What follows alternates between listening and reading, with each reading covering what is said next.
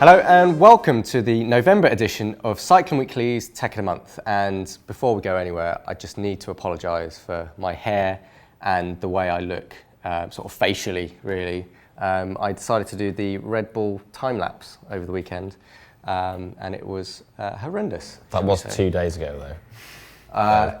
He's not washed since. I didn't get any sleep for over a day, and I didn't wash either.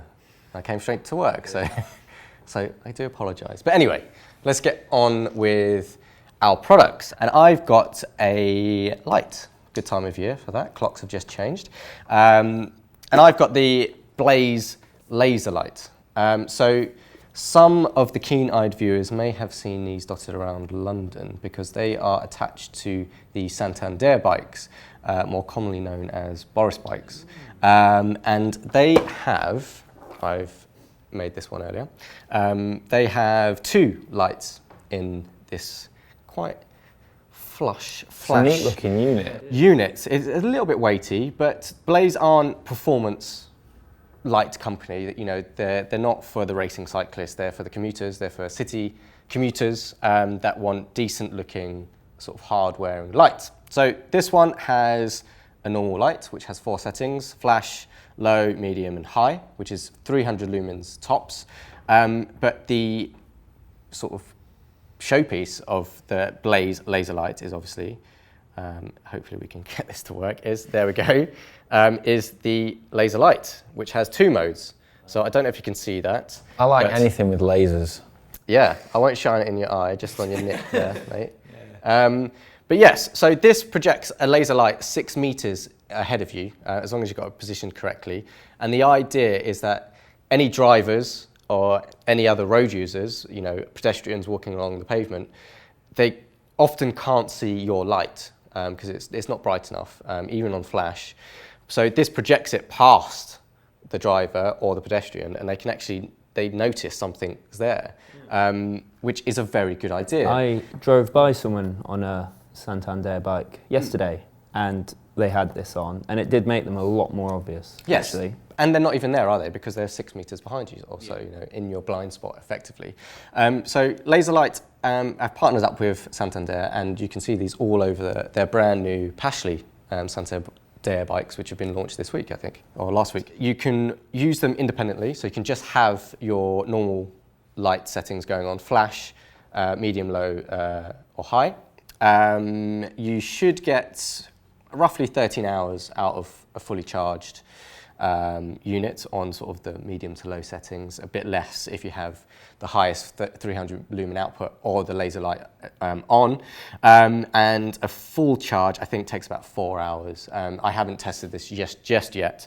But to be honest, I actually used this in the Red Bull time lapse over the weekend. Did you use a laser? I didn't use the laser. I didn't think of that, but I could have used it as a weapon to like take people down. But no, I didn't. I just used the standard light, which you can use on its own. In its low setting, I'm not 100% sure the lumen output, but it was enough to sort of make out what was on the road. But it wasn't pitch black. It was, you know, it was lit outwardly. So, you know, it was enough to sort of get around town, really, if you think about it. Do you know what it reminds me of? Is Austin Powers. Where he's like, sharks with laser beams on their heads. But for £125, it comes with, you know, its own little Allen key. Like the little mount is solid, isn't it? It's solid, nice little mount. Features feel really robust and good quality, and it clips in. Sorry, Rupert, just under there like that. And it's a nice little solid mount, and that can swivel as well. Looks very sleek, doesn't it? So it's a nice little sleek unit, because it's obviously quite large, but you know, once it's on the bar, it's not that noticeable. It sits slightly behind. So I think they've done a very good job here for £125. I am going to point out one thing. The charger isn't the best. So it's USB, great. As I say, 4 hours roughly for a full charge. But it is a magnetic little clip into there. But you know, you walk past, it's charging by your front door, and you walk past, and like it's out already. So that's one thing I think they're looking to improve. But it's just a bit fiddly. Make it a bit more secure. It could be a bit more secure. But that's the only thing, and I think they're looking to sort of change that anyway for the future. So yeah, that is the Blaze Laserlight. Lovely job. What you brought, Ollie? I brought some mega wheels. So Here we go, the wheels man. A disc brake wheel. So yeah, these are the DC Swiss ERC 1100 die cut wheels. Now they're a carbon clincher, they're tubeless ready, and they're one of DC Swiss's latest wheels that came out this year. Now, what's special about these is that they're wide and aero. So the internal rim width is massive, it's 19 millimeters, and the external rim width is 27 millimeters. So they're designed and optimized for wider tires, which is why I've got these 28 millimeter S-Works turbo cottons on there, and they sit like really flush with the rim. You can sort of see that there. And they're still very nice tires, aren't they? Yeah, well, these tires as well are absolutely mint, and that's they're a great pairing with these wheels. But if you wanted to run wider tires to get the comfort benefits and rolling resistance benefits of wider tires, you often end up then compromising the aerodynamics of your rim because you need to have the tire flush with the rim. You don't get that with these. And the reason for that is that they've been designed by a Formula One expert called JP Ballard, who used to work for Sauber, and now he works with DC Swiss, and they've done computational fluid dynamics and extensive wind tunnel testing in Immenstadt in Sounds like a Germany. good place to test. Yeah, I reckon so. And yeah, they've looked at a lot of little aspects of aerodynamic wheel design, and they've created. I think DT Swiss have really come on in the last couple of years. I mean, I think we could probably say they're probably one of the best wheel brands out there at the moment. They've really invested. They work with Swiss side. Yeah, so JP Ballard, the Formula One guy, Swiss side is his company, and they're aero experts. And they've seemed to really hit the nail on the head on a number of different wheels in different categories as well. These wheels are brilliant, right? They're incredibly, incredibly stiff. With other wheels I've used riding with disc brakes, when you really push it and drill it in the corners, you can sometimes feel the pad just you hear it. You hear the pad catch slightly when the bit of lateral movement in the wheel. These are incredibly stiff, noticeably aerodynamic, like noticeably fast. Like when you've ridden really good wheels as well before, certain wheels anecdotally feel faster, like NVs and Zips feel that little few percent faster than other wheels, and these are like that. You get that sensation that they are giving you something. It's not, they are fast wheels. Which is another point, it's good for a disc brake set of wheels, because I think it's taken a while, a year or so, for wheel manufacturers to catch up and say, actually, yeah, we're going disc, we're moving in this direction, and there is technology we can put into that which makes them feel like a traditional rim brake wheel, if not better. Yeah, and obviously to back up the fact that they're fast, I did actually take the Cycling Weekly Lunchtime Luke Strava segment off this man using these wheels. So yeah, they are fast wheels.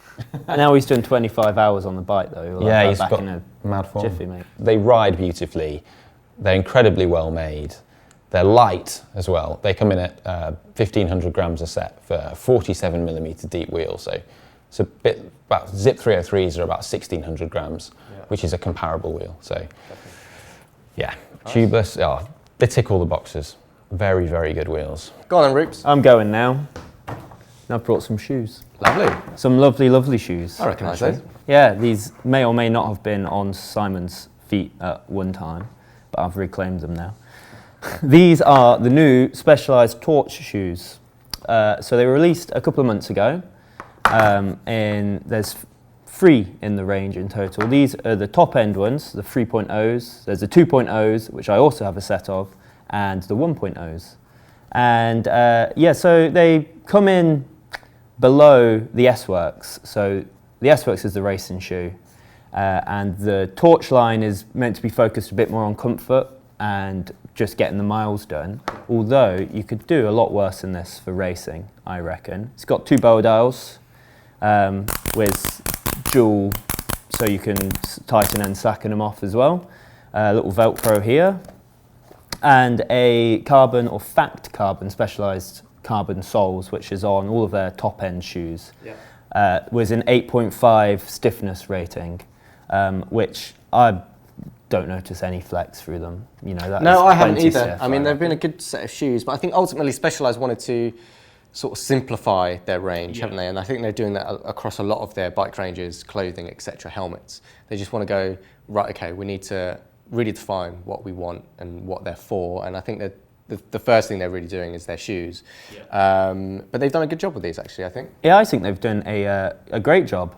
They're really comfortable. I've had no problems whatsoever wearing them. I've been happy to churn out the miles in them. There's been no pinching, no discomfort. I've just found them to fit really well. They've got the standard Specialized body geometry fit as well, so it's very padded on the inside, but then the heel grips really well. There's no heel slippage at all, even when you're riding really hard. It is a lot softer than it is on the S-Works, isn't it? Because I think they've had a few complaints, and I really like their top-end S-Works shoes as well, but their heel is quite narrow and very stiff. The upper is a microfiber, like mesh. It's a mesh upper in there, so it's quite lightweight. A shoe comes in at 255 grams. Okay. So, you know, considering they're not racing shoes, it's okay, really. I mean, it's not bad at all. It doesn't feel heavy on your feet. If you think back to the City Shock shoes, you know, 300 grams, 350 grams plus. So. Pretty admirable, really. £200 for the top-end shoes. So again, that's a carbon sole, lightweight, £200. That's pretty good. The 2.0s, which again have a carbon sole, they only have one BOA dial, but they still have the body geometry fit, 150. So that is a very good price point for those. So the whole line has really come in at quite an accessible level, I think, especially for the technology you're getting and the great looks as well. Well, I think we should do what we try and do every month, and is not look behind us for Bike of the Month. Everyone just stare at Oliver. Which is what's this month, Oliver Ridgewood? It's this, which is a Festka Scalatore. I'm hoping that I've pronounced that correctly. So, Festka, not a hugely well-known brand, but they're Czech. And they're a sort of boutique brand, similar to Parley in the USA. You know, they specialise in custom carbon fibre bikes. So the bike you see here is available in off the peg sizes, but you can also get it custom made in terms of the sort of length of the top tube and things like that. Right. So the frame is 780 grams on that bad boy. So that is pretty impressive. And the whole bike build you've got here, which is a mega build, is coming in at under 6 kilos. Wow. So it's pretty special then. Yeah, I mean, I'm going to turn around. I'm not going to look around. But the frame is absolutely exquisite. So it's just a bare carbon frame, but you can see the layup on it. They've done a very good job, and they've seemed to be quietly getting on with special projects, seemingly for a while now. They seem to be making big waves in the UK. Like, I've seen a lot of, you know, people drooling over social media of these bikes. But look at that, man! Like, it's dressed with lightweights and super record. Yeah, they match very well, don't they? Those super record EPS as well. Yeah, it's got. I mean, that is a mega build. Yeah. It's got EE brakes on it, which are the same brakes on the hill climb bike that I built, and it's also got the C59 Sella Italia saddle. Festka offer different custom builds. You can spec your wheels and group set and stuff like that. So I got my calculator out and did some pricing up of this. And I'm estimating that it's going to be in the region of £12,000 to £13,000. So this is, I mean, serious. That's serious dollar, isn't it? Serious bling. Wow. For a bike. But, I mean, it's the most expensive group set you can get is Campagnolo Super Record EPS. It's very, very bling indeed. It's too much money to ride, really. You'd be scared, wouldn't you? You would be pretty scared going out. It's certainly a no-rain bike, isn't it? The frame set price alone, if you just want to buy the frame set and stick your Shimano Tiagra on it that you've got at home, is 6,500 euros. Wow. Is the price. So, yeah. Very, very fancy indeed. Yeah, we're dealing with something incredibly expensive, but it is exquisite to look at. And none of your friends have got one. Exactly. Well, So no one you know has one. Like, Although when that's you're the amazing thing when you're about riding around Richmond Park and you pass someone else on one of those, because you will, it. You'll have to kill them. you would do, I think. I reckon you just have to stab them with a shard of carbon. Like, What a beautiful. but a bike. lovely bike. Yeah. Well, I think that as the guys continue to drool over the Festka behind us, I think we'll wrap up, and that's another Like Tech of the Month. even like the paint, like He's not done. So when they've written Festka on here in the logo, it's not just like white. So that's another Tech of the Month again. Nice, isn't it? We'll see you next time.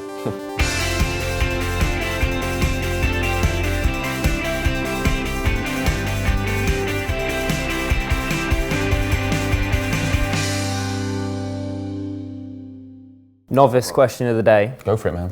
What does die cut mean? Die cut is to do with the hub lacing pattern and the hub flanges on a DT wheel. And what benefits does it bring to a wheel? Come on, behave. Novice question of the day, mate. So Novice question. Have you Novice- just come up with that Novice franchise question of the yourself? day. That'll be its own video series soon. Novice question of the day.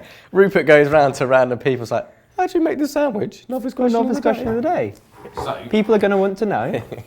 So these are DT Swiss ERC 1100. Oh, Go again, mate. Should we start again? Should we roll from the top, shall we?